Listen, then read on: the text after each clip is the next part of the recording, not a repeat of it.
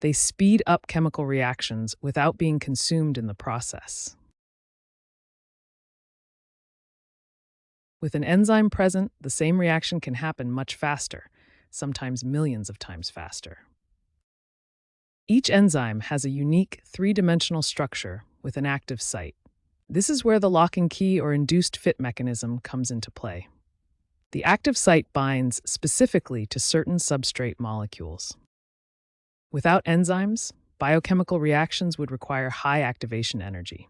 Enzymes lower this activation energy, making reactions happen much faster at normal body temperatures.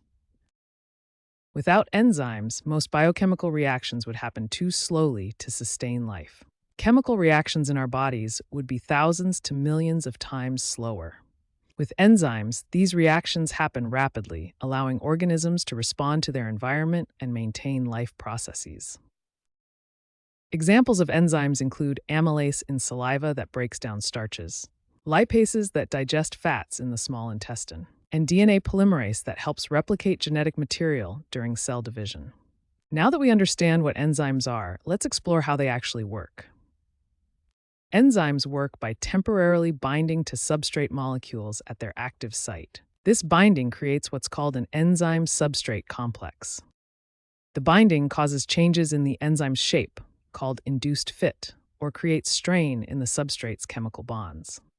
The enzyme then facilitates the chemical transformation, converting substrates into products. After the reaction is complete, the product is released, and the enzyme is ready to bind another substrate molecule. Several factors affect how efficiently enzymes can catalyze reactions. Temperature greatly affects enzyme activity. Each enzyme has an optimal temperature range where it functions best. pH levels also impact enzyme function by altering the enzyme's shape and charge distribution. Most human enzymes work best near neutral pH. Enzymes can be inhibited in different ways, affecting their ability to catalyze reactions. In competitive inhibition, a molecule similar to the substrate blocks the enzyme's active site, preventing the substrate from binding.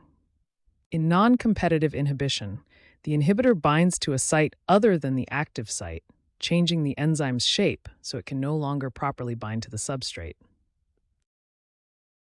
Enzymes are classified into 6 major groups based on the reactions they catalyze. The first 3 classes are oxidoreductases, which handle electron transfers, transferases, which move functional groups between molecules, and hydrolases, which break bonds using water.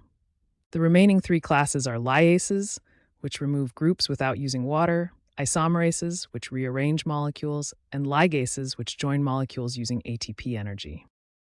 Enzymes are essential for numerous biological processes. They enable digestion by breaking down food, drive metabolism by converting nutrients to energy, and facilitate DNA replication during cell division. Enzymes are also critical for cellular respiration, converting glucose into ATP and detoxification processes that remove harmful